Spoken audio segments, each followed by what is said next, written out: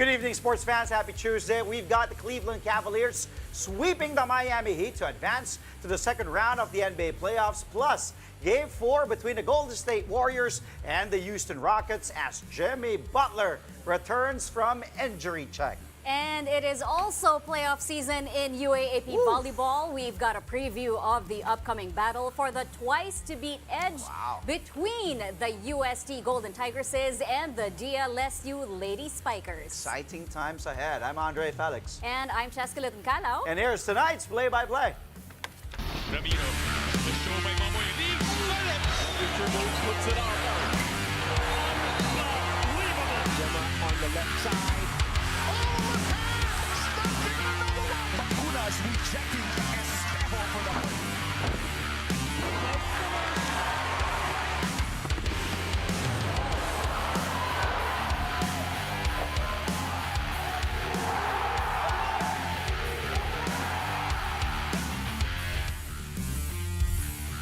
Another sweep in the first round of the NBA playoffs, but this time from the East-leading Cleveland Cavaliers. A statement win here to wrap up their series with the Miami Heat. Cavs annihilated their opponents in Game 4, 138-83. Woo. The 55-point victory is the fourth largest in the history of the NBA playoffs. Cleveland set the tone early, outscoring Miami in the first quarter 43-17. And just never looking back. The Cavs did this despite the absence of starting point guard Darius Garland, who had an injured toe. Donovan Mitchell leading Cleveland's balanced attack once again with his team-high 22 points. This guy right there, amazing shot from Tyler Jerome. And DeAndre Hunter added a combined 37 markers coming off the bench. The Heat's Nikola Jovic led all scorers with 24 buckets in a losing effort. Here's Cavs coach Kenny Atkinson talking about how his team reached the Eastern Conference semifinals in dominant fashion. Again, reiterate my respect for the Miami Heat, their program. You know, they they went through a gauntlet before they played us, so we had a big advantage, big physical advantage. So it's pretty amazing what they did. You know, as a 10th seed to win 2 playing games on the road, and then, you know, we had 7-8 days of rest. So, and I always appreciate the class they play with. Win, lose, they don't play dirt. They don't play dirty. They're, you know, win with humility. When they lose, they're just a class program. Just utmost respect. For their club, their coaching staff, players in that locker room. Great leadership. That first 5 minutes, I think Jared Allen, probably led by him, but led by our starters.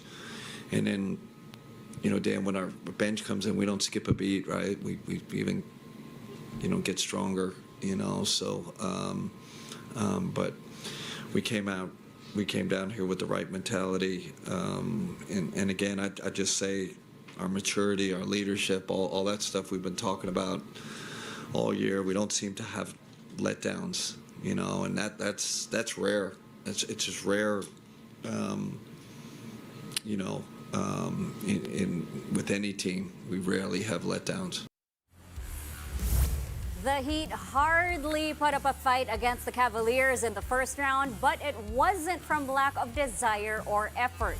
Cleveland swept Miami with a total margin of 122 points, making it the most lopsided series ever in the postseason.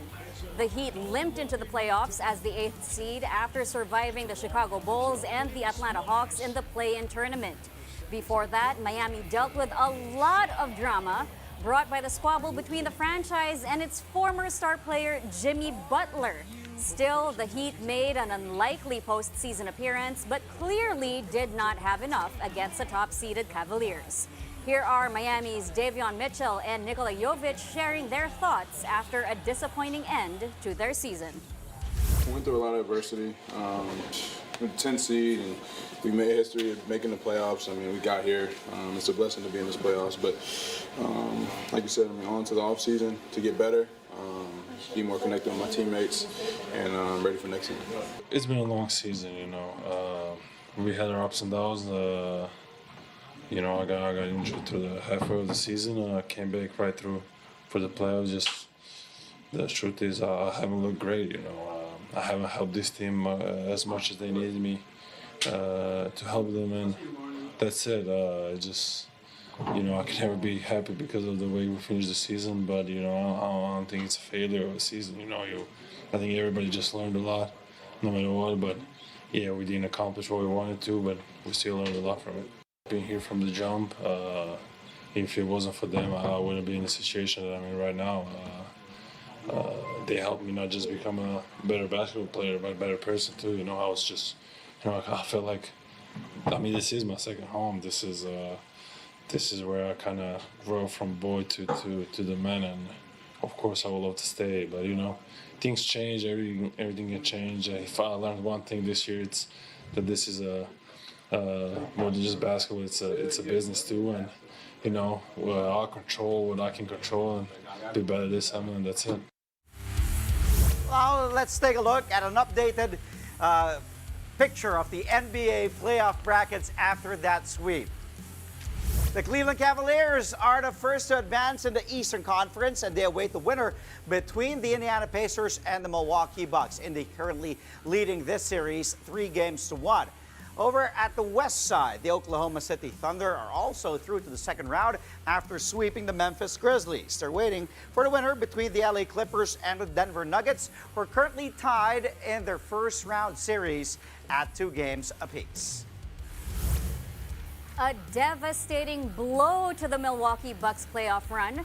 An MRI confirmed that star guard Damian Lillard suffered a torn left Achilles tendon. The Bucks announced that Lillard will miss the remainder of the 2025 playoffs and will undergo surgery to repair the injury. Lillard got hurt in the first quarter of Game 4 against the Indiana Pacers.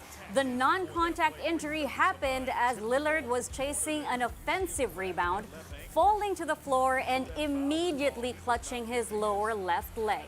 He had to be helped off the court without putting any weight on his left foot. Milwaukee ended up losing the match 129-103. The 34-year-old Lillard had only just returned to action after missing time due to a blood clot in his right leg. Lillard posted about his injury on his Instagram page. Dame wrote, "Appreciate all the prayers and well wishes. This one really hurt. His way, not my way. To be continued." Coming up, Jimmy Butler is back from his pelvic injury, and he immediately leads the Golden State Warriors to a Game 4 win over the Houston Rockets. Details when play-by-play returns.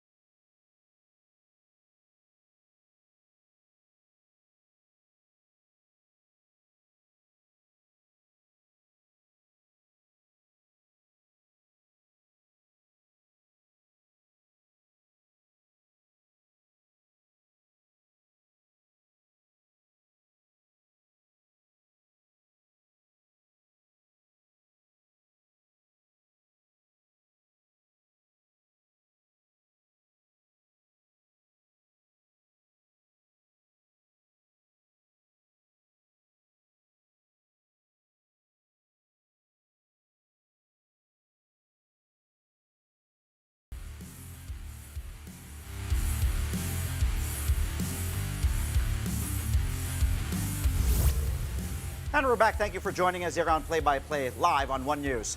Jimmy Butler said he wanted to find his joy back in playing basketball when he requested a trade from the Miami Heat. And it looks like he got what he just wanted as Jimmy and the Golden State Warriors now take a 3-1 series lead over the Houston Rockets. Game 4 was a nail-biter that saw the Dubs take a 109-106 victory, putting the second-seeded Rockets on the verge of elimination. Butler returned to action after missing Game 3 due to an injured pelvis. He ended up leading Golden State with 27 points. Playoff Jimmy lived up to the billing as he made all 12 of his free throws, including 5 that kept the Dubs ahead down the stretch. Brandon Podziemski added 26 markers, stepping up amid a relatively slow night from Steph Curry, who finished with just 17 points. Alperen Şengün top scored for the Rockets with 31, but missed a go-ahead basket here in the final 7 seconds with Draymond Green just all over him. Great defense from Draymond on that possession. Before the thrilling finish, things got chippy between the two squads a couple of times in the second period. Green, Curry, Dillon Brooks, and Tari Eason all each incurred a technical foul for the dust-up. The series moves back to H-Town for Game 5 this Thursday, 7:30 a.m. Manila time. Here's Jimmy Buckets talking about finding his joy back in the Bay with a special cameo from his new favorite buddy, Buddy Hield. Come over to you, just pouring you with love, saying, this is why we got you. How rewarding is hearing that from these new teammates? It means the world. I die for these guys, for real. It's so fun. I got my joy back, as some would say. But more than anything, it's always good to win. Let me go, man. Go back there. What are you going to do? Nothing on national TV. Save that for later, right? Well, in a game that we didn't know if you'd play or not, you played nearly 40 minutes. I mean, how did you get through it physically and mentally? Oh, man. Somebody said something to me. That's all it takes. Somebody to say something to me gets me going every single time. I take it you won't share it with me. No. That mic's underneath the goal. You can hear it. My last question for you is, I mean, this was a game where it was a slow start for you. It was a slow start for Stephen. Draymond got the early foul trouble. I mean, Podziemski was incredible. It took a village out there, but the depth of this team had to be impressive to watch. Oh, yeah. We've been doing that all year long. I always say that we got the most confident guys. Anybody can put the ball in the basket, but more than anything, we're locking in on the defensive side of the ball. We're playing hard. When we limit our turnovers, we're hard to beat. Prior to their Game 4 win, the Warriors already had a reason to celebrate. Their main man, Steph Curry, is the recipient of this season's Twyman Stokes Teammate of the Year award. The trophy, named after NBA pioneers Jack Twyman and Maurice Stokes, recognizes the player deemed as the best teammate on and off the court. A panel of league executives selected 12 finalists for the honor, and current NBA players voted for the winner out of the dozen. Curry led the pack with 66 first-place votes and a total of 1,257 points. Steven Adams of the Houston Rockets and Jalen Brunson of the New York Knicks finished second and third, respectively. This is the first time the chef was named Teammate of the Year in his illustrious 16-year career. After Game 4, Jimmy also spoke about his Batman, not only as a player, but also as a teammate. Space or no space, Steph is gonna Steph. I see it on Instagram all the time.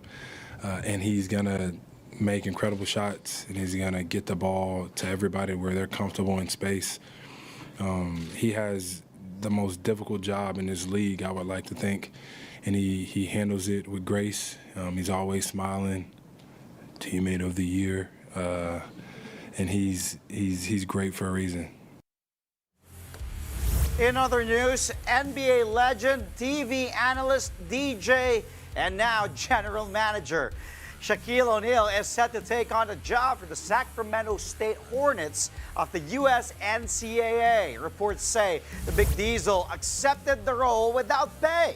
The 7'1" former superstar already has a connection with the school since his son Shakir just transferred there last month after one season with Florida A&M.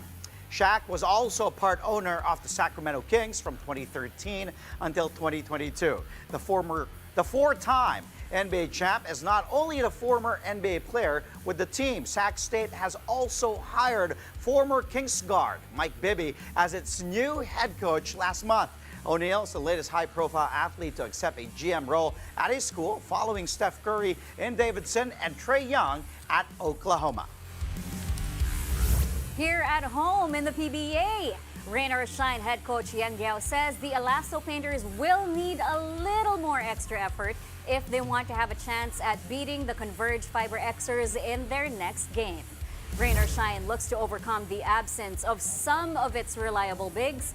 Kailan Tiongson, Bo Belga, and Keith Datu all missed Sunday's game against the Meralco Bolts due to respective injuries. Their statuses for tomorrow's game are still up in the air. Without their usual front court, Gao was forced to play a faster-paced game, which somehow worked considering they beat the defending Philippine Cup champions 128 to 116. It remains to be seen if the same strategy would work against a Converge team that boasts twin towers, Justin Arana and Justin Baltazar. Here's Gao after the Meralco game looking ahead to their matchup against Converge. I was telling the team na maybe we can survive Meralco, without our bigs, but we will probably not survive Converge without our bigs. Maybe we can get some of our big man back by Wednesday. So mahirap talunin ang Converge nang wala kang big man. So alam natin ang threat nila talaga is yung dalawang twin towers nila. So if you do not have any matchup for that, they'll just keep punishing you close to the basket or at the low post. I don't think the injuries to our bigs are that serious, so I think they can get back soon. I just don't know if they can get back on Wednesday. Well, with or without bigs, rain or shine, it's just as scary. Just ask Converge head coach Franco Atienza. Even if the status of the other team's injured bigs are uncertain, Atienza says Converge will prepare for the best version of rain or shine to show up. The Fiber Xers mentor also pointed out the similarities in the prevailing strategies of rain or shine and the TNT Tropang 5G, their most recent opponent. That's why Atienza believes that big 100-94 win against TNT last Sunday was a great test of character for Converge. Here's Atienza looking ahead to the rain or shine game and touching a little on the previous ones. Malaking bagay yung ganitong close game na masusubukan ka talaga against adversity. We will be ready kasi medyo hawig yung game nila sa next game namin, which is on Wednesday. Hopefully we're able to sustain that. And yun yung team na nag-knockout sa amin ng quarters eh. So we look forward to that meeting. Pareho din, mabilis, mga bata, mga tumatakbo, tira ng 3 points, so medyo hawig. Hopefully we pass against another difficult test on Wednesday. We will prepare for that for sure.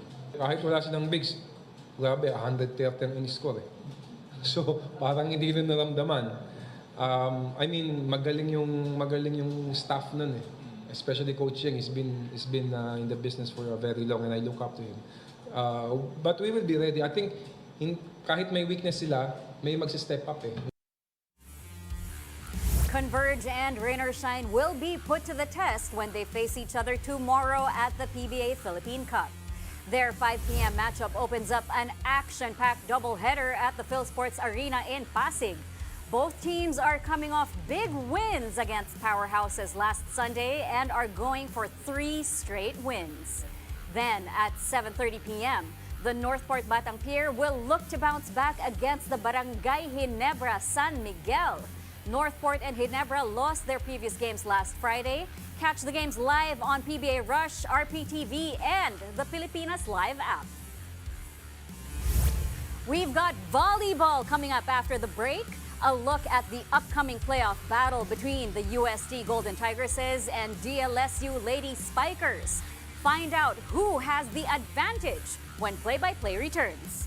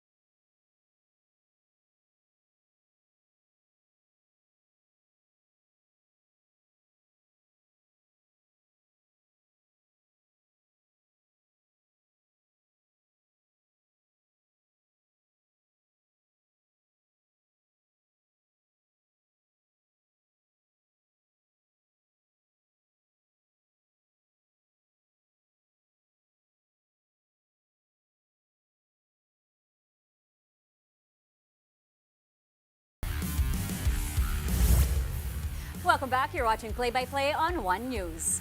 It's round 3 between the UST Golden Tigresses and the DLSU Lady Spikers in UAAP Season 87. The two teams collide once again tomorrow, this time for the last twice-to-beat advantage in the Women's Volleyball Final Four. The playoff is at 2 p.m. at the Mall of Asia Arena in Pasay City. Both teams finished with 9-5 records in the elimination round, but statistics reveal different strengths. LaSalle dominates in attacking, blocking, service, setting, and reception, all inside the top 2 of the league. But UST did beat LaSalle in their first round match. Angge Poyos and Regina Jurado delivered the winning attacks to lead the Golden Tigresses in a 5-set thriller. Their second round match also went the distance, but this time the Lady Spikers took the victory powered by Angel Canino's 27 big points. With a twice-to-beat advantage on the line, UST head coach Kung Fu Reyes knows it's all about who will want it more come tomorrow. Even LaSalle naman, ganun din yan sila sa amin. Kilala na rin nila kami. Alam nila kung sinong staff nila, alam namin kung sinong go-to guy nila, alam nila kung sinong go-to guy namin. So ano na to, sabi nga namin kanina, patibay na ng isip at saka dibdib tong nilabanan na ng pagpasok ng playoffs. Talagang it meant na talagang i-showcase ulit namin yung UST LaSalle showdown, parang ganyan. So we're looking forward na mas maging especially sa mga bata na itong experience na to hindi na-experience ng lahat. We're happy at least nakaabot kami sa ganitong situation at hopefully may tawid namin. Yun naman talaga yung gagawin namin. Pipilitin namin may tawid itong Final Four na to.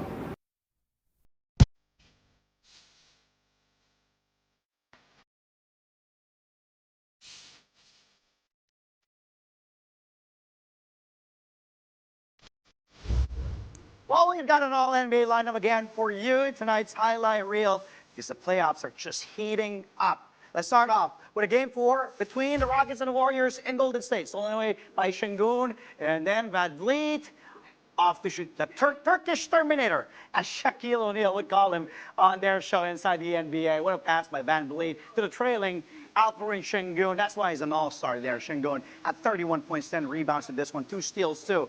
But I'll tell you what happens. Well, earlier we did already, but did you like that? Well, here's more from Houston. Let's roll the next play now. Curry losing the ball again. Şengün. Oh, well, this is that same play. Now let's go to this different play. Brooks gets a rebound, and look at that Van Vliet. Woo, touchdown to Jalen Green. He didn't play the last 5 minutes. There's something going on in Houston, but Jalen Green has to be more consistent. Great play that time, though. Great baseball pass from, he can be a quarterback, FVV to Jalen Green. And that's one of Van Vliet's, just 6 assists. Green just 8 points in this one. As I said, he has to be more consistent because one game he scores 38, this game he scores just 8. Well, none of those plays were bigger than this one coming up. Warriors up 1, 13 seconds.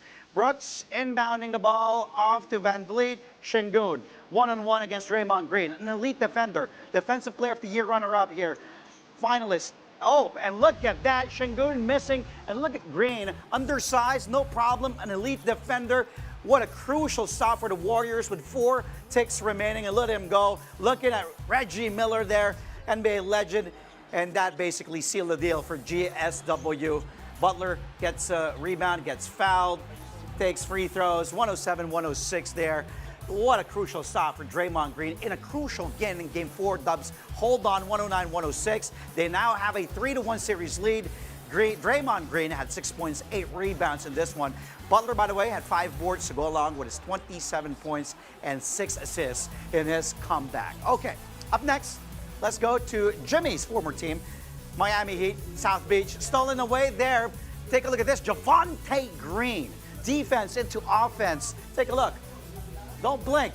Stolen away from Duncan Robinson, goes all the way to the other end, and slam, catch me if you can, says Javonte.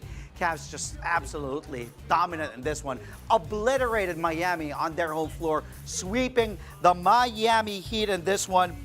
Well, as you can see, Green had 11 points, and they also have our final highlight of the night.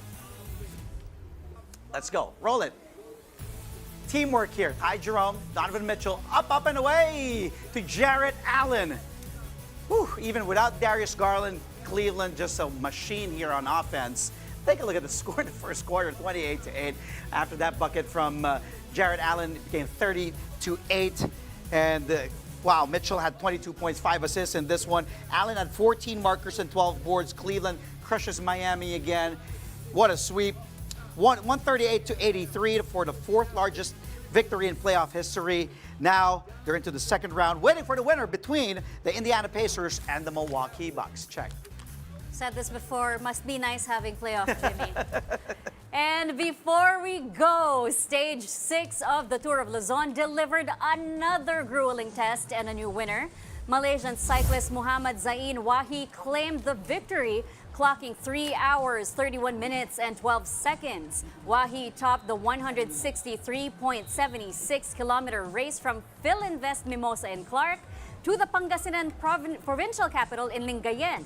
MPT Drive Hub's Mervin Corpus propelled himself to second overall after clocking in 3 hours, 31 minutes, and 12 seconds.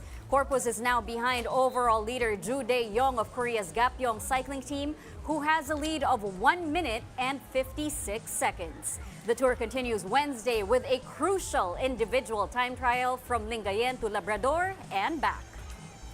Grabe kahapon, pinag-usapan lang natin, di ba? How It's grueling. non-stop. Yes, Wow. stage 6 of the Tour of Luzon. In case you're following this, what a grueling test. And again, the winner, you mentioned the Malaysian cyclist. Muhammad Zain Wahi. Yes, 3 hours, 31 minutes, and 12 seconds. Alam mo ba gaano kabilis yun? Di ba yung speed nun? No, grabe. Si Odi nagsacycling pero hindi ganito kabilis yung pag biro mo ilang kilometro yan. 163.76-kilometer race from Philinvest Mimosa to Lingayen. Ibang klase, grabe. I mean, kudos to everyone who Oh, is yeah. participating in this. Tuloy-tuloy pa. Because Yeah, it's, yeah. wow. Hindi ko kaya yun. Mismo, kahit tayong dalawa magsabay pa. We'll stay tuned to our show for more updates on the Tour of Luzon. That's all from us tonight. Catch us again tomorrow, 8:30 p.m. for a play-by-play of today's top sports stories. Play-by-play is on One News, that's Signal TV Channel 8 on SD and Channel 250 on HD. We are also available on Signal Play and Pilipinas Live. I'm Andre Felix. And I'm Cheska Calao. Thank you for watching. Good night.